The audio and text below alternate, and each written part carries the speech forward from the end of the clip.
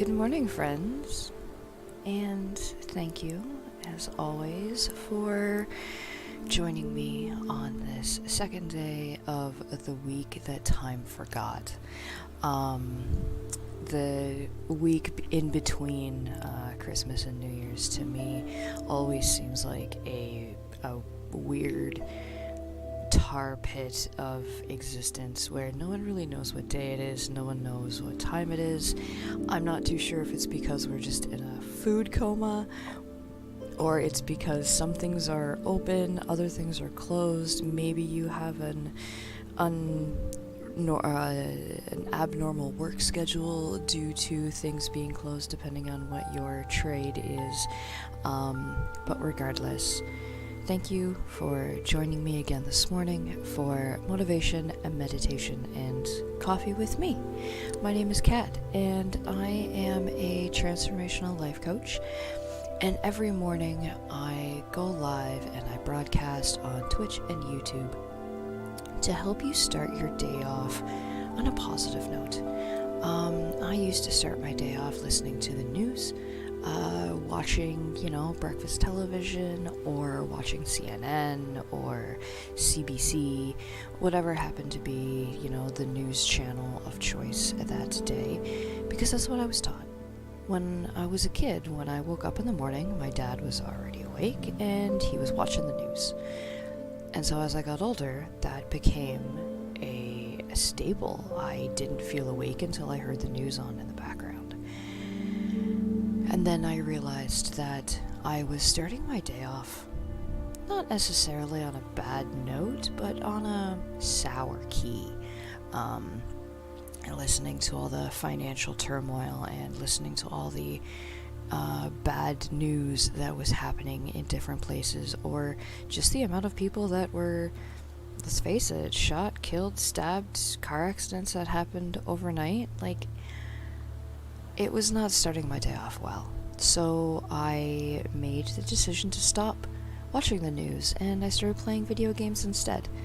It kind of helped, but it didn't really give me the motivation that I needed.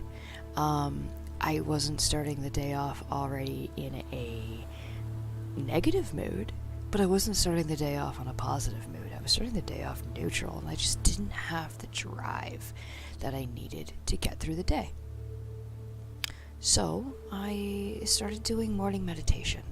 I started clearing denial. I started doing yoga nidra in the morning, and I found my day was filled with positive energy and positive vibes, and I was able to control how I handled different situations, and it was amazing. And so I decided to bring that practice to you. And so I decided to start this morning stream so that you had a new alternative to starting your day in the morning, whether it be first thing in the morning, 7 o'clock Eastern Standard Time. If you watch this on video on demand or a VOD, you can watch it whenever is easy and convenient for you. That's the great thing about being a video on demand. And just to share different meditation techniques, different clearing of the subconscious techniques, and just a different way to start off your day. So with that, today I am going to ask you, sorry, I had a little bit of a error 404, brain not found. I am going to start off today with clearing the 10 layers of denial. Denial being, I didn't even notice I am lying. And I'm not saying you're lying to your family, friends, lover, partner, spouse. I'm not saying you are actively lying, telling a non-truth. I'm saying you are lying to yourself. Lying being that you are not being authentic. You are not being true to yourself. And so releasing the layers of denial, actually triggering acupuncture spots while activating the energies of your chakras. I know that already might have turned some people off because woo-woo New Age health isn't always up to snuff with some people, but you know what? That's okay. If you don't want to follow along clearing denial, then feel free to just watch me look kind of hokey, and maybe you can see even just the words, mentally speak the words opposed to triggering your acupuncture spots or activating your energies of your chakras, whatever is comfortable for you. So, to start off, the first 2 fingers of each hand, you're going to find your collarbone, and you're going to bring it down just to that soft spot underneath your collarbone. And keeping your eyes open, you're going to just gently rotate in a circle, doesn't matter which way, counterclockwise, clockwise, doesn't matter. And you're going to take 3 calming breaths, not deep breaths, not accentuating breaths, just 3 normal breaths, keeping your eyes open and mentally saying to yourself, I know what my truth is.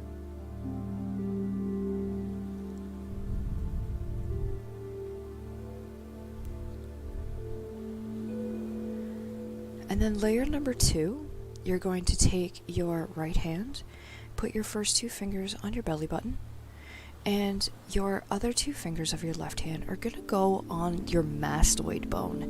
It's that bone just behind your ear, where just below where your glasses sit. You'll find a bone right there. This is layer number 2. I am willing to speak my truth. And again, eyes open, 3 calming breaths.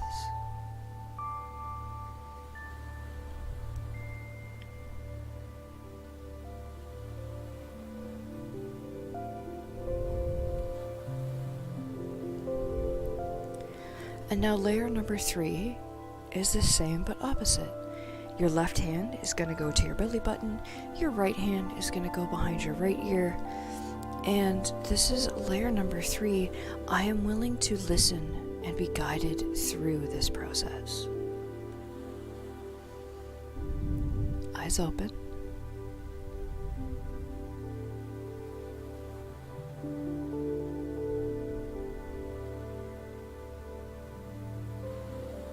Good.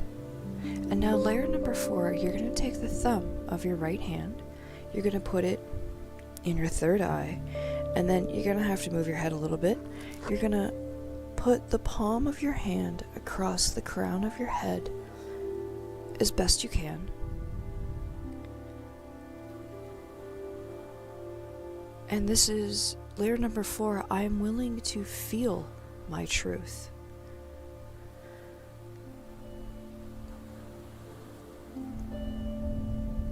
Eyes open. Good. And then again, layer number 5, the same. Your right hand, 2 fingers, belly button, left hand, third eye, top of the head. I am willing to see my truth. And if my microphone smashes into my shoulder and it pops your ears, I apologize. 3 calming breaths, eyes open.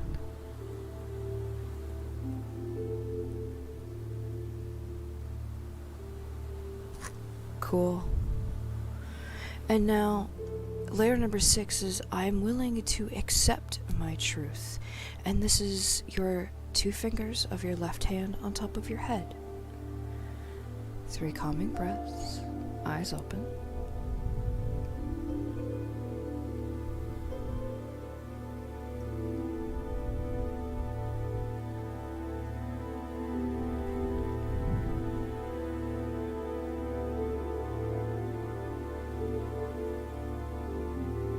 Layer number 7, I am willing to let this old story go and allow a new truth to flow through me. And that, again, the right hand to the belly button, nope, the left hand to the belly button, the right hand to the top of the head with the first 2 fingers, 3 calming breaths with your eyes open. I am willing to let this old story go and allow a new truth to flow through.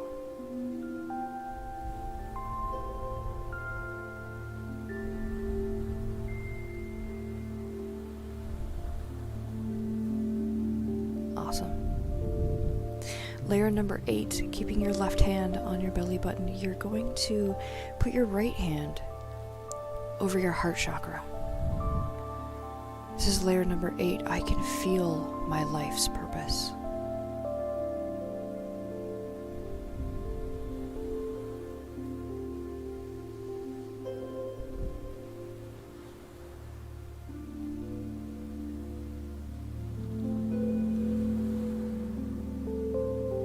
Gently cupping your throat.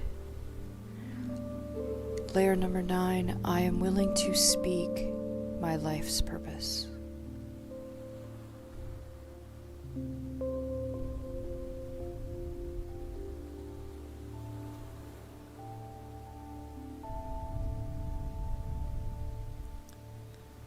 And finally, layer number 10, your right fingers on your third eye. I am willing to see my life's purpose.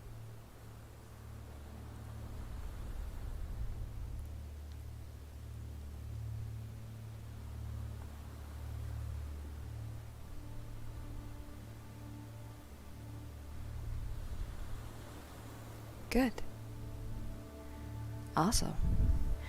I hope that you notice a difference after you release denial. I know I usually do.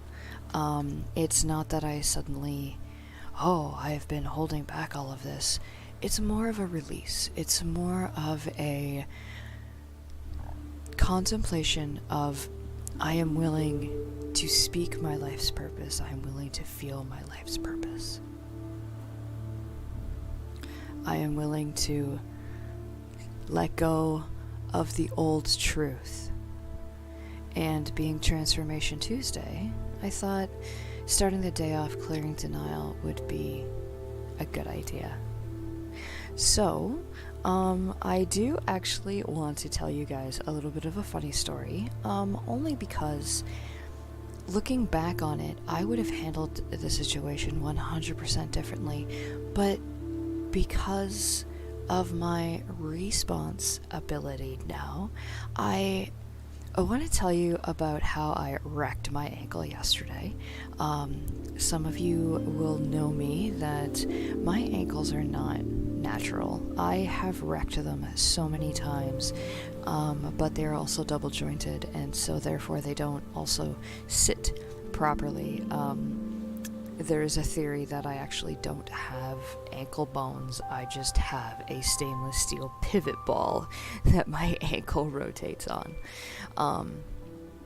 But that being said, I decided to go to the store. I shouldn't say I decided. I needed to go to the store yesterday because we did not have any sugar.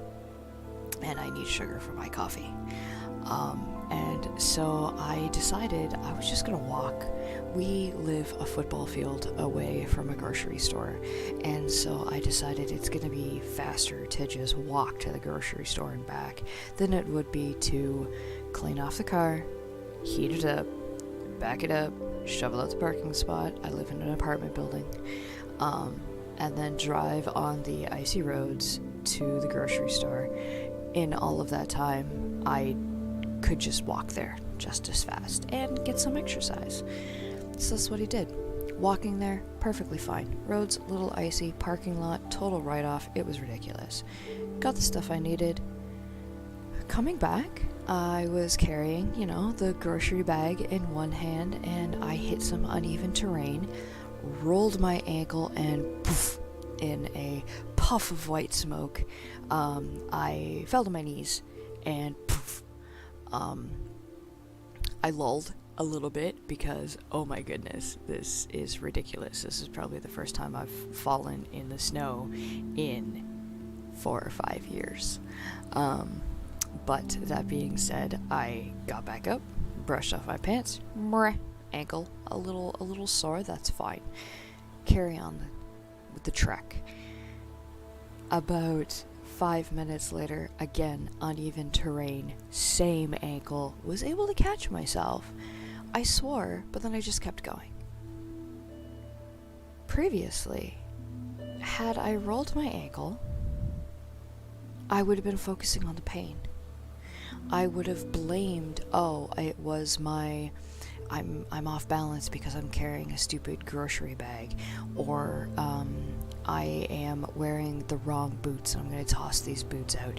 I would find every reason to blame anything else except for just accepting responsibility of, I have the gracefulness of a cow, the dexterity of a brick, and so I lost my balance and I fell. Okay? Whatever. Moving on. The second time, I swore. I could have blamed the boots. I could have blamed the parking lot. I could have blamed the lack of snow removal. I didn't. Again, it just reinforced my theory that I am as graceful as a brick, as dexterous as a cow, and off I went. As the day progressed, my ankle didn't really bother me a lot. I carried on with my day, made dinner, we watched some TV, I sat like I normally did, and then as I was playing some video games last night, I really noticed that my ankle was really hurting. I'm like, ow, what's up with that? That really hurts. Huh.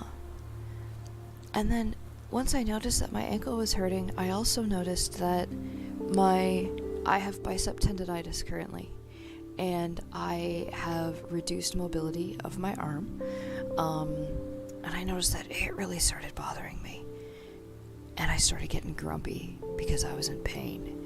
Was I in pain because of I was focusing on it? No, I was in pain because I wasn't focusing on it. I was going about my normal day and I didn't pay attention to what I had done. Did I ice my ankle? No. Did I wrap it? No. Why would I do any of those things? That would be the proper response to rolling your ankle twice in the snow while you're walking. I went to bed. I said nuts to this. I took a bunch of painkillers and I laid down and I went to bed.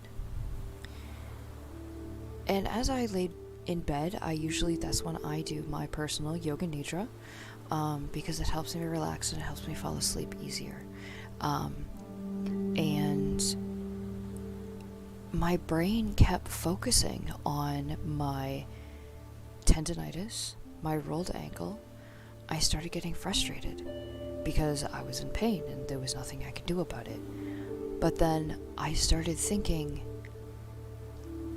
am I using my ankle to the point that I have injured it? Yeah. Am I overusing it? Am I straining it? Am I giving it the time to heal? No. Am I treating the injury properly? No. Am I ignoring it? Because if I ignore it, it'll go away? Yeah. So my response ability was to ignore it. It's not hurting me right now, so I'm just going to deal with it instead of being proactive. So this morning I woke up, I wrapped my ankle, and I put some Salon Paws, not a sponsor, send me free stuff, on my shoulder to help with the pain, to help me get through the day, but also acknowledge that I am injured and I do need to take care of my injuries. So what does this have to do with anything? Yesterday, I challenged you to start thinking about the equation mental plus emotional plus spiritual equals physical. If you have your mental acuity, your emotional acuity, your spiritual acuity, all roughly within alignment. And I don't mean like a straight line, but I mean more like a column. If you have them in alignment, your physical health will be better. So what does all this have to do with my ankle? It means that my physical was thrown out of balance, but I also allowed it to be thrown out of balance from my emotional and my mental. Mentally, I pushed it out of my head. Emotionally, I allowed the pain to get the better of me. And so I didn't pay attention to the physical. So, enough about me. Yesterday I challenged you.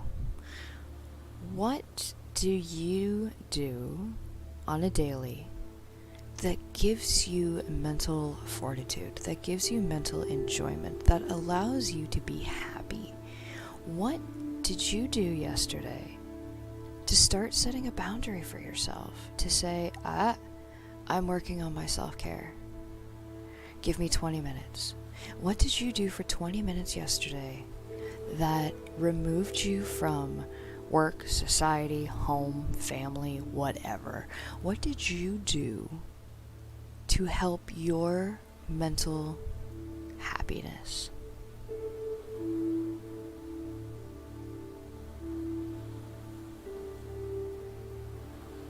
If you can't think of anything, then did you actually focus on yourself? Did you think to yourself, I need to put myself first? Or did you consistently think, I'll do it later, I'll do it later, I'll do it later? That is one of the hardest things to kick. That is one of the hardest things to figure out, this is what needs to happen. We are mapped subconsciously to make sure that everybody else has what they need. And self-care can sometimes feel selfish. Self-care can sometimes be the hardest thing we do, yet self-care is one of the main things that we need. So, if you decided yesterday, after the challenge was put out there, what did you do for 20 minutes yesterday for self-care? What did you do that made you happy? What did you do that you said, don't talk to me, I'm doing self-care, and set boundaries?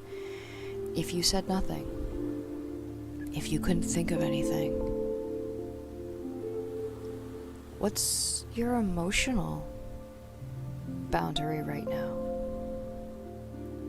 Knowing that you were just called out for not accepting a challenge, or accepting a challenge but not following through, because I'm not going to be held accountable. It doesn't matter. You know what? It's great. It's a nice thought, but I'll do it later. Do you feel ashamed? Ouch. Do you feel guilty? Oof. Do you feel disappointed in yourself? Because each one of those things means that it did mean something to you, and you neglected to do it. Guilt, actually, is the number one factor for a positive change in your life. If you feel guilty about doing something, you want to change. That will change. Let me put this in perspective. If you get pulled over by a police officer for not wearing a seatbelt, yeah, you get a ticket. You're held accountable. Authority figure, you need to wear a seatbelt. It's the law. Okay, yes, absolutely. I am not trying to take away from the severity of that. Yes, it is the law, and yes, it is a safety precaution, and yes, you must wear your seatbelt. But you get caught. You put your seatbelt on for, the rest of that drive. maybe the next day. Whatevs. And then you stop. But then you get in the car with your kids. And you tell them, hey, put your seatbelt on. Okay. But Daddy, why do I have to wear a seatbelt when you don't? Suddenly, how do you answer that question? You don't.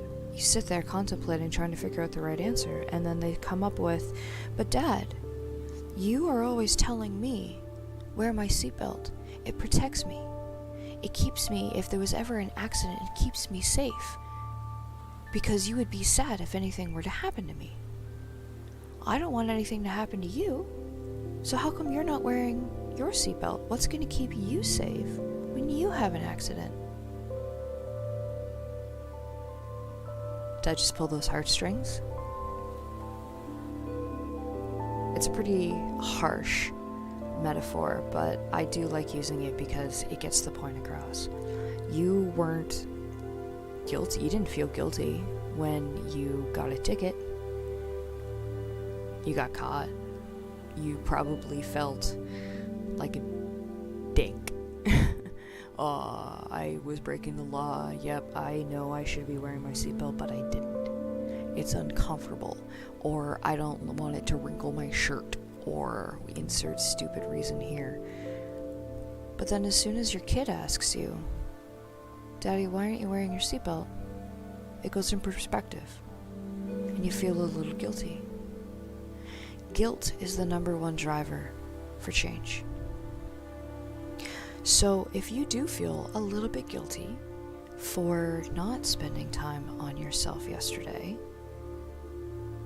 do it today. Tomorrow is another day is a phrase that I always use. I didn't get it done today. Tomorrow's another day. It's fine. Cool. Eventually, tomorrow's not going to come.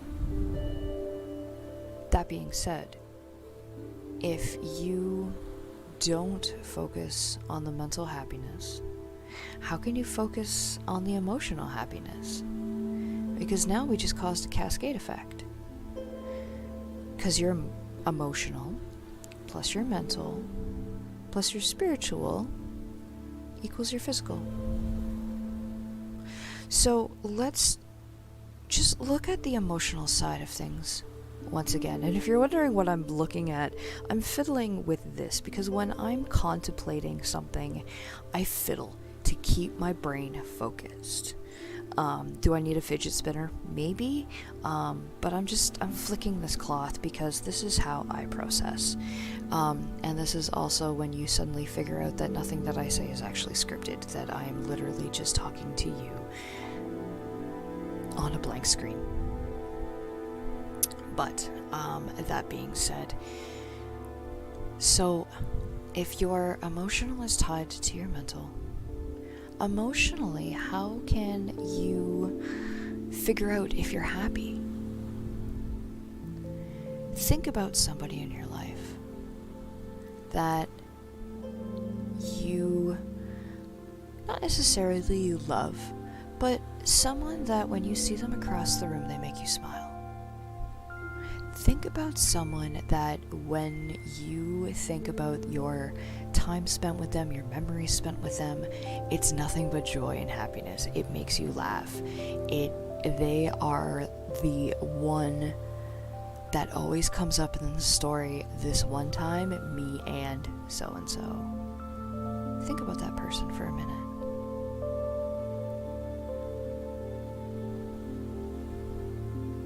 What do you like about them?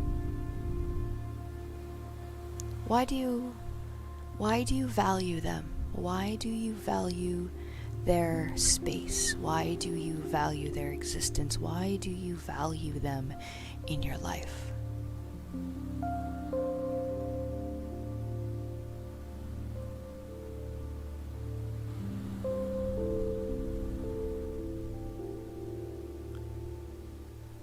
And now, I want you to think about somebody who you have in your circle, whether it be a friend, family member, friend of a friend, someone you associate with that you don't like.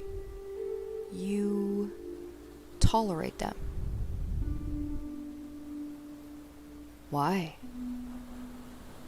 What part of them do you get secondary gain from?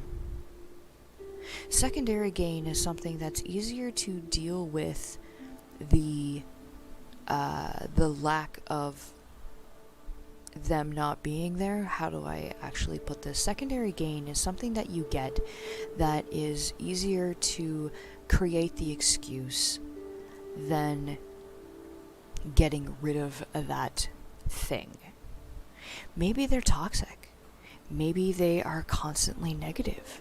Maybe there is nothing positive that ever comes out of their mouth. Maybe they are a negative Nancy. Everything that you say, they have a negative connotation to. But the secondary gain is that they have a car and you don't. And so you hang out with them because it's easier for you to use them for their car than put up with ask somebody else. Why do you allow that negativity in your life? Why do you allow that person to feed off of your energies? And if you say, oh, it doesn't bother me, I don't let it bother me, it is what it is, that's just how they are, how much better would your life be if they weren't in it? And I know that's a hot take, because I know it was a hot take when I discovered it. When I started paying attention to my mental, emotional, and spiritual to focus on my physical, it was a hot take when I realized how many negative people in my life I just hung around because it was easier to allow them to hang out than it was to say, GTFO, I don't want you in my life.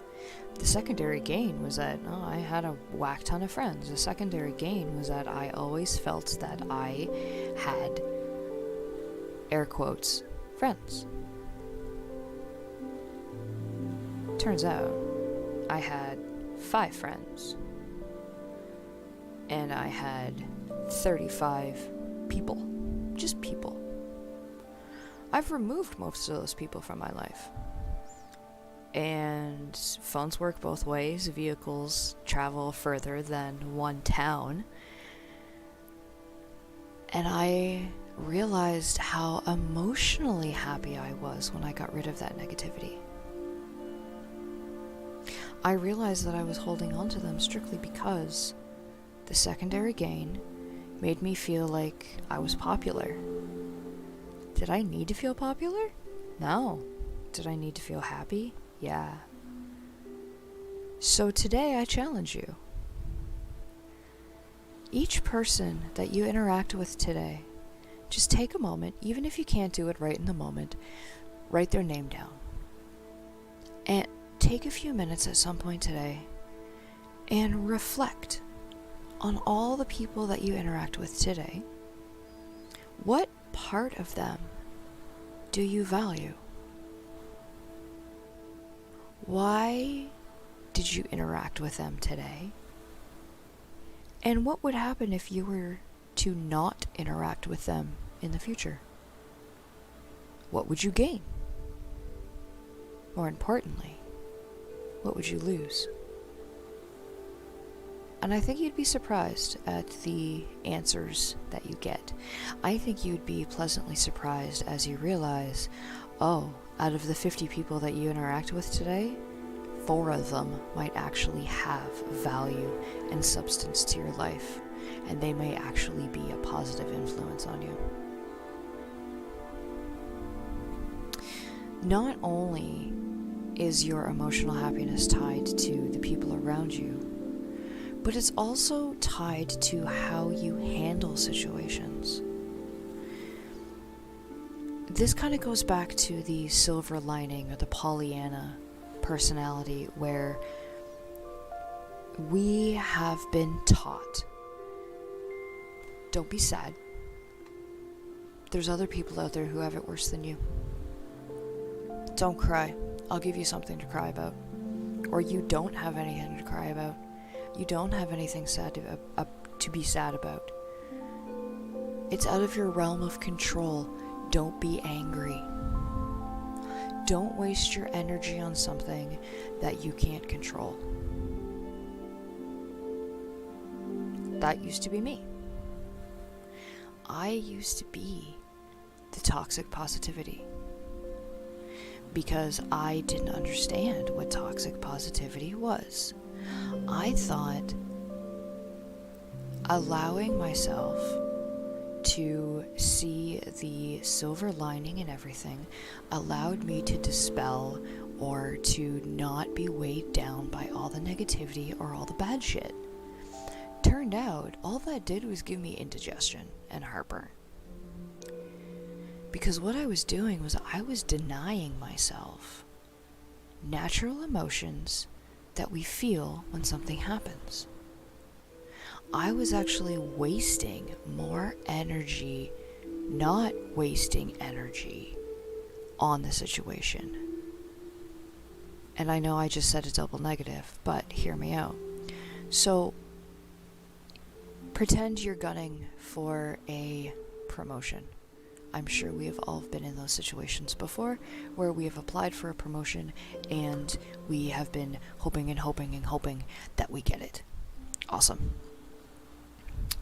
Go back to that moment and just think about that. You're gunning for a promotion and you knew the competition that you had. Turns out someone else got it. And in a knee-jerk reaction, you said, "Welp, obviously they deserved it. Awesome, I am happy for them. I did not control who had the vote. It was out of my realm of control. All I could do was apply for the position. The worst they could say was no." And you went through all the positive, connotations. You went through all the positive pump me up statements so you would feel good for the person, or you feel happy for the person that got it. You say congratulations, that's awesome. But you deny yourself the right of being angry. You deny yourself the right of being sad, of being not necessarily depressed, but deflated. You spend more energy denying yourself that emotion than if you just said, "This sucks. I'm pissed. I have more talent in my little finger than this person does. Who do they get off thinking this person's gonna have the best skills for this position? I've been here longer. I know what I'm doing. They're new. They don't understand this, that, and the other." You have your opinions of why you're better than that person. And that is valid. That is what you need to focus on for a period of time. You are allowed to feel the feelings of anger, resentment, sadness that you didn't get what you wanted, or things didn't go your way, or shit's hitting the fan. You're allowed to feel those feelings. Don't dwell on them. That is the key. You're allowed to be negative. You're allowed to have a bad day.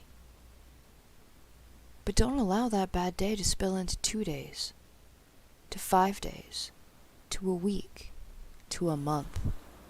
Allow yourself to have a bad day and mentally say to yourself, "You know what? I'm having a bad day, so I'm going to hit the timeout button. I'm not going to do anything I was supposed to do today. I'm not going to do anything that I was going to do. I am going to do what I want to do that will allow me to focus on this anger, that will allow me to focus on this sadness for the day." And I guarantee you, before that day is done, that anger will be gone because you've allowed yourself to properly process it.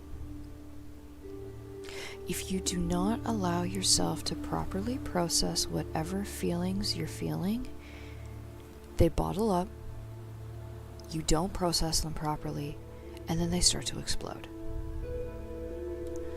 So, layer number 2, emotional happiness. Yesterday, I challenged you to the mental happiness. Take 20 minutes, shove everybody away, and do 20 minutes of something, anything that gives you mental happiness. Even if it was meditation. Something that you said, I want to do this now, and mentally, it brought you happiness. To layer on top of that now, allow yourself today to feel the feelings. If something bad happens today, I hope it doesn't, but hope isn't an action plan. We can't control things. Allow yourself to feel the feelings and give yourself a 4-hour bubble. If something happens and it pisses you off, mentally tell yourself or look yourself in the mirror, specifically into your left eye,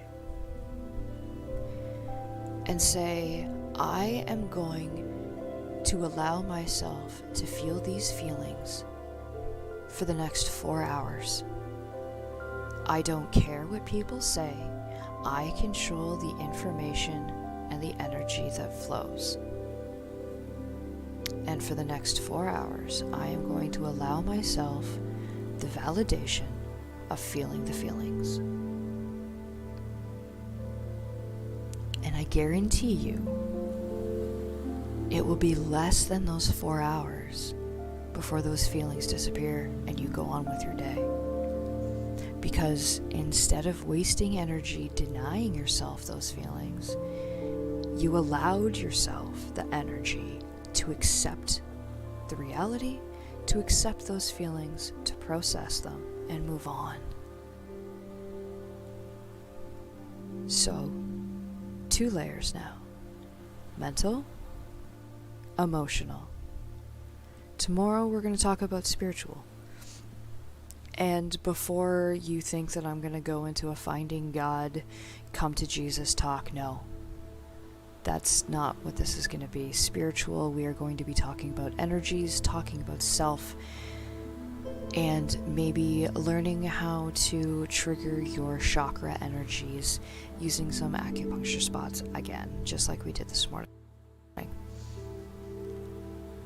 But to circle back, again, mental, 20 minutes, what brings you happiness. Emotional, allow yourself a time limit of 4 hours to experience the feelings, to feel the feels, and I guarantee you will not need those 4 hours. That's my challenge for you for today. So, as always, I am going to end today's stream with a morning meditation. I know I've kind of rambled a little bit today, more than usual, but I feel that this equation is a good launch pad to start the year off focusing on you. You have spent the last 3 weeks, if not longer, working 3 full-time jobs. Your full-time job, your family job, and your Christmas job. This time, that time forgot, this week of the in-between, I want to start planting the seeds of self-care. I'll start planting the seeds of making time for you. So, again, I'm going to flip over to our meditation screen, and we're going to do a morning meditation, and then after that, I will let the chill music run and allow you to either keep listening, to keep reflecting, or you can just use it as an excuse to, keep your family at bay. Don't talk to me. Mom's still meditating or dad's still listening to cat ramble. Whatever you want to use it for, I will let it run for a little while. So, I invite you now to close your eyes, or even just cap them, or put a bandana over top of them. But close your eyes and allow yourself to just listen. Listen to the music. Listen to the sounds around you.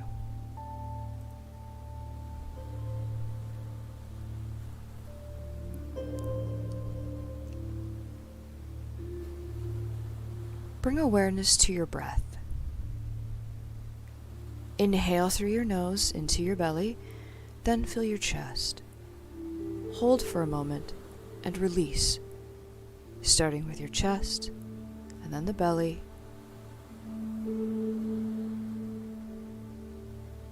Do this 2 more times, but slowly increase the time each step.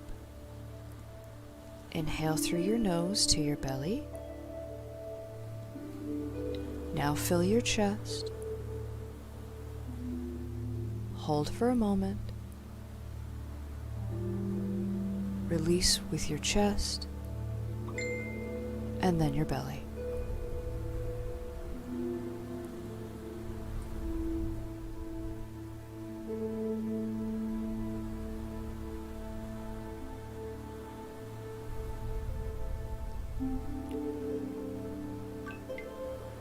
Inhale again through your nostrils and pause.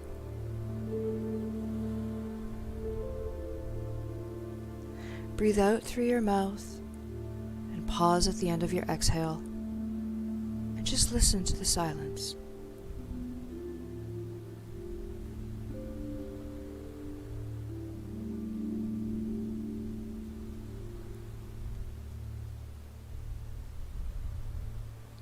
If you find your thoughts wandering, that's okay. Gently bring them back to the meditation. Thoughts are okay. They will come.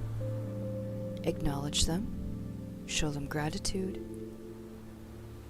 And then gently let them go by coming back to the sound of the music and your meditation.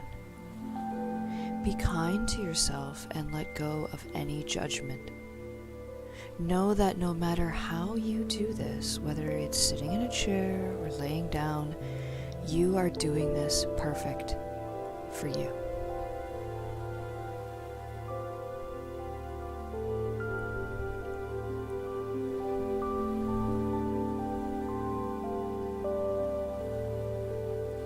For the next few breaths, bring your awareness to the rise and fall of the chest, pausing at the end of each inhale and exhale to touch the silence.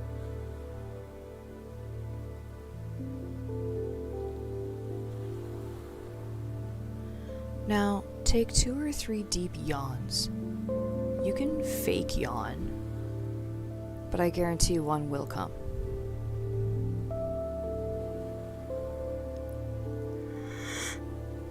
Just like that one. Let your breathing return to a normal pace, spontaneous breath, and just notice the natural rhythm of your breath.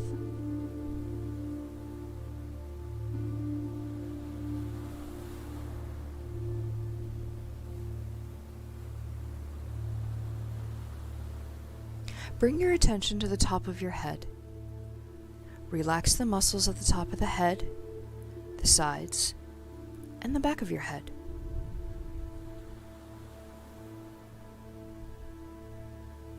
Move to your forehead and soften it.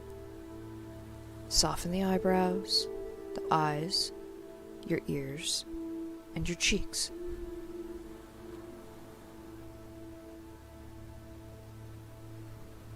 Let your jaw relax, your tongue, your lips.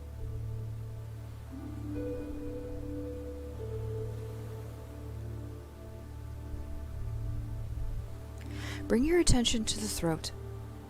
Allow the muscles surrounding it to relax. Soften the back of the neck. Move your attention to your shoulders and allow those muscles to relax.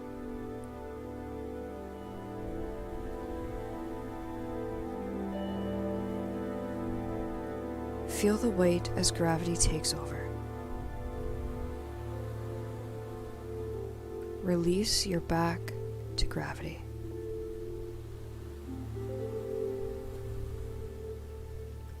Now focus on your upper arms, forearms, hands, relaxing each as you go, feeling the weight of gravity pulling them down.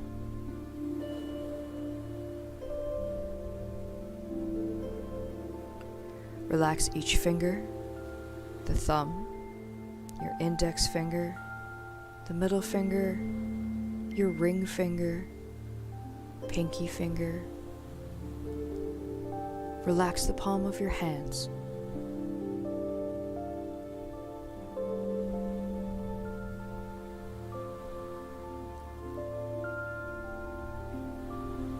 Bring awareness to your chest. Soften the muscles that make up the chest wall. Relax your belly and your lower abdomen.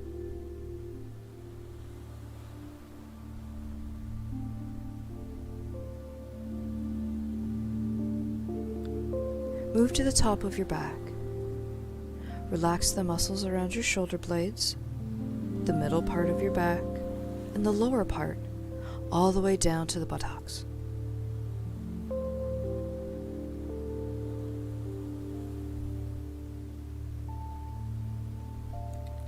Relax your right thigh, the muscles around your knee, the front of your leg, your calf muscle, your right ankle, your right foot, and your toes.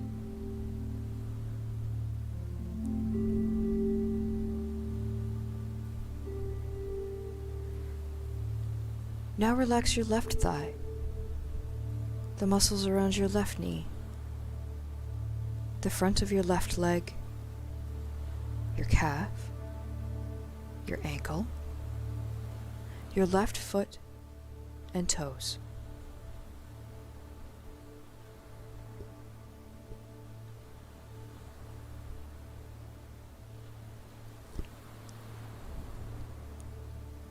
Bring your attention to your whole body.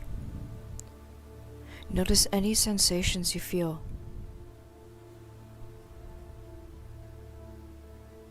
Bring your gentle attention to any area that you would like to relax further.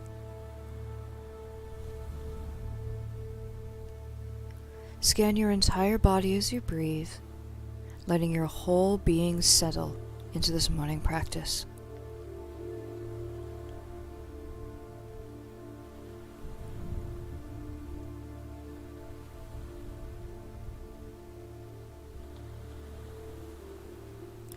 I invite you now to imagine the morning sun rising, feeling its warm rays of light infusing you with beautiful yellow energy.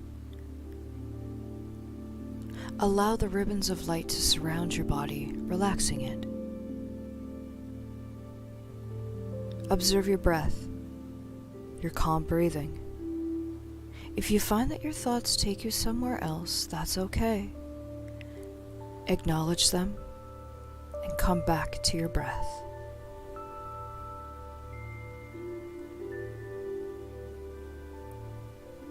Feel your chest rise with each inhale. Notice the parts of the body that gently move. Allow the natural weight of your chest and abdomen release the breath from you as you exhale. Feel the part of your body that moves.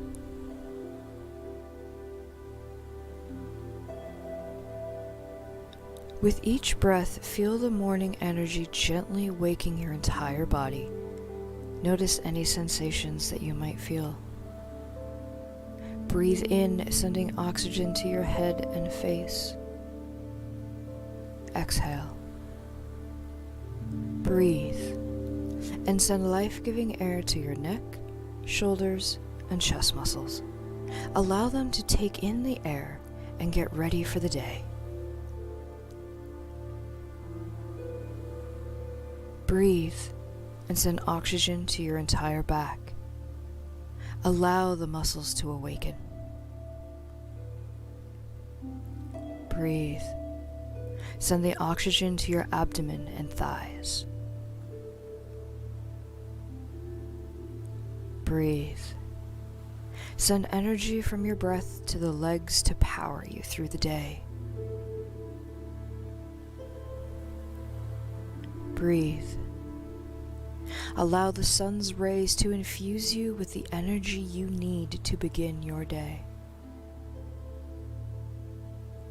Now, allow the energy from the air you breathe and the warm rays to begin to power you up for the whole day.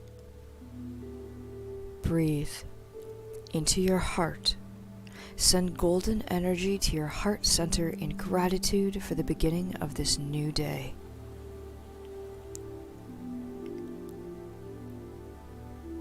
Bring your awareness to the breath.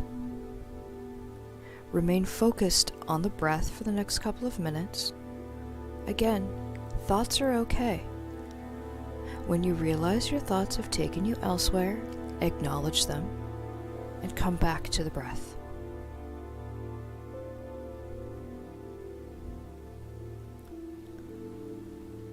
Keeping your eyes closed and also keeping awareness of your breath, allow yourself to feel the in and out rhythm of the rise and fall of your chest. On each exhale, allow yourself to wiggle your fingers and your toes. Gently shift your arms and legs as needed. And when you're ready, as you inhale, slowly open your eyes with a soft downward gaze, keeping your focus inward.